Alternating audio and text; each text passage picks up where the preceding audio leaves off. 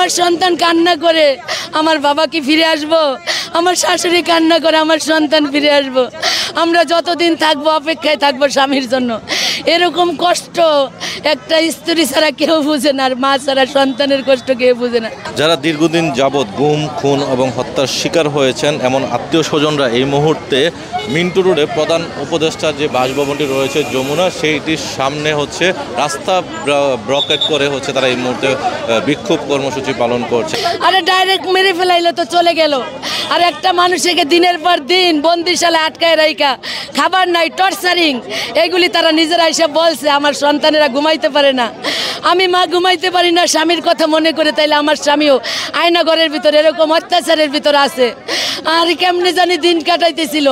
এখন আমাদের একটাই দাবি, আজকে 3টা সন্তান নিয়ে 12-13টা বছর বিধবা হইয়া ঘুরতেছিলাম, প্রত্যেকটা জায়গায় র্যাবে, ডিবিতে, সিআইডিতে কোনো বিচার আমরা পাই না।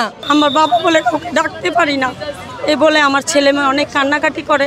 তারপরও সে আশা নিয়ে আসি যে আল্লাহ যদি কোনো দিন আমাদের মাঝে ফিরে দেয়। আমার 2টা যে নাতি আছে, তাকে স্কুলে ভর্তি করতে গেলে কোনোটা করতে গেলে বাপের পরিচয় লাগবে না, নামাজ পড়ে যে দোয়া করবো, কি বলে দোয়া করবো, বাইচে আছে না মরি আছে, কি বলে দোয়া করবো।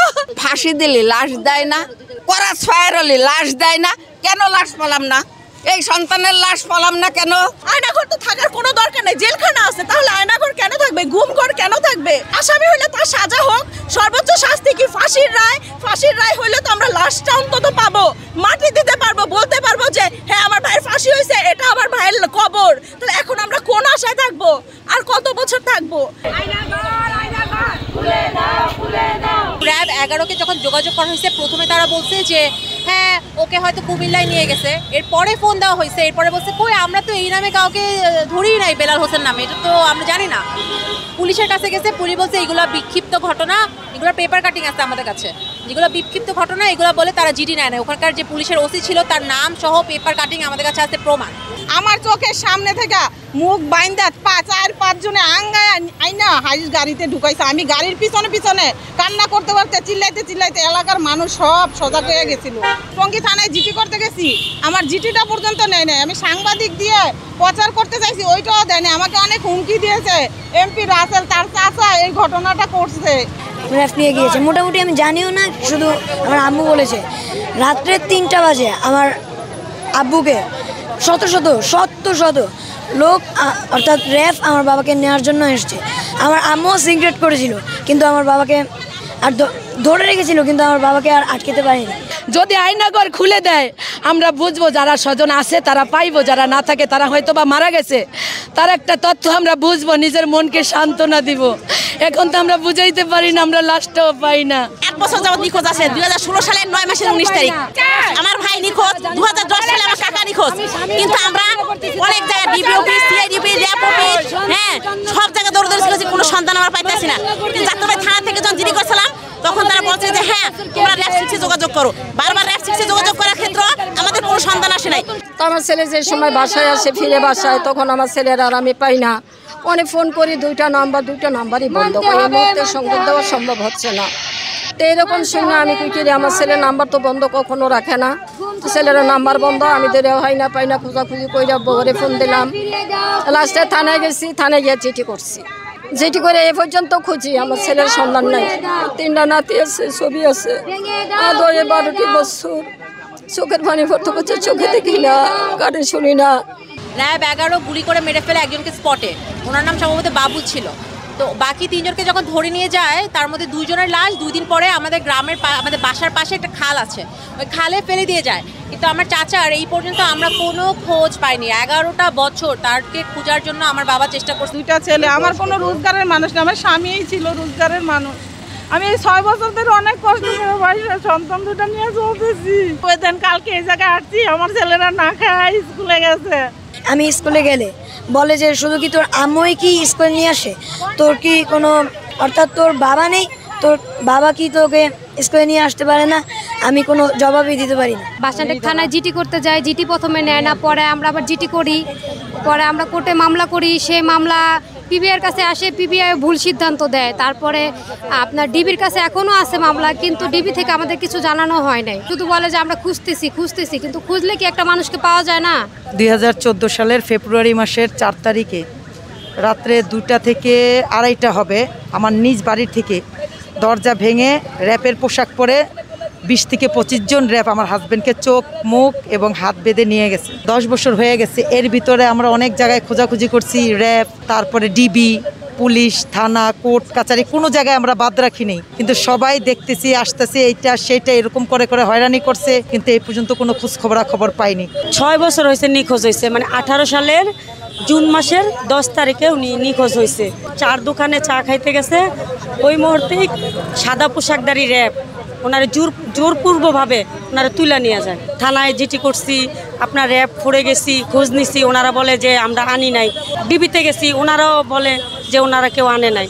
তারপরে আমার স্বামী ওখান থেকে র্যাব ফোরের থেকে চিঠি দিছে, এক র্যাবের মাধ্যমে চিঠি দিছে যে আমাদের জানাইছে যে আমি র্যাব ফোরে আসি, ওনারা আমার উপরে অনেক অত্যাচার করে। হ্যাঁ, ছবিও উঠাই নিয়ে আসছে ওই র্যাব, আমাদের দেখাইছে যে উনি শিখ ধরে দাঁড়া রয়েছে, তারপরেও ওনারা অস্বীকার করে।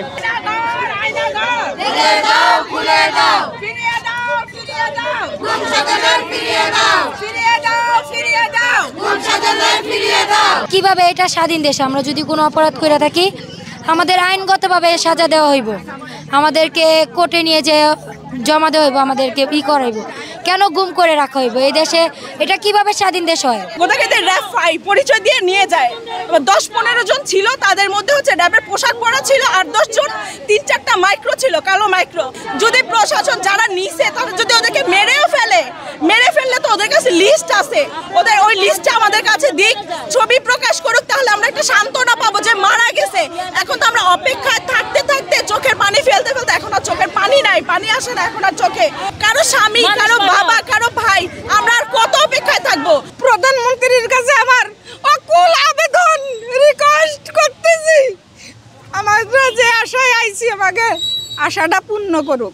ওখানকার যারা অফিসার ইন কমান্ড ছিল তাদের কাছে নিশ্চয়ই পেপারস আছে যে ওখান থেকে ধরে কোথায় নিয়ে যাওয়া হয়েছে, সব কিছু একটা স্টেপ বাই স্টেপ আমরা চাই একটা জুডিশিয়াল কমিটি এসে এটা স্টেপ বাই স্টেপ আমাদেরকে জানাক এবং তারা এটা বের করে দিক আমাদেরকে। একটা মানুষ, আমাদের হিউম্যান রাইটস আছে বাংলাদেশে, একটা মানুষের, পৃথিবীর মানুষের একটা হিউম্যান রাইটস আছে, একটা ইউএন, তারা পর্যন্ত এই বিষয় জানে। তাহলে আমরা এখনো কেন এটা নিয়ে প্রকাশ্যে কথা বলতেছে না? গভর্নমেন্টের অবশ্যই এটা দিয়ে আমাদেরকে একটা কিছু জানাতে হবে।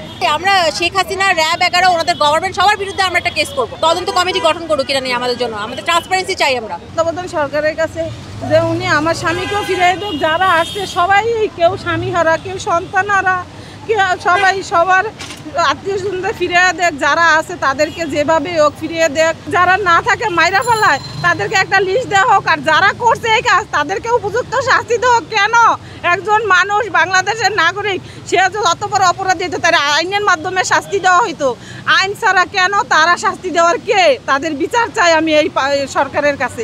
কিন্তু আমার মানুষের মাধ্যমে জানতে পারছি যে 8 মাস ধরে র্যাব শিখছে, আমার ভাই সে জায়গা ছিল, কিন্তু 8 মাস পরে আর কোনো সন্ধান পাইতেছি না।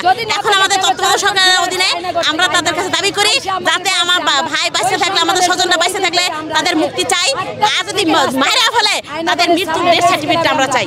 তো আমাদের এই সরকারের কাছে একটাই দাবি, যেন আমার বাবার সন্ধান করে দেয়। এখন আমরা আয়নাগরের সামনে আজকে 7 থেকে 8 দিন হয়েছে, আমরা প্রতিটা স্বজন ওইখানে ভিড় করতেছি, আমাদের এই আয়নাগর খুলে দেওয়া হোক, প্রতিটা স্বজনদের আমাদের বের করে দেওয়া হোক।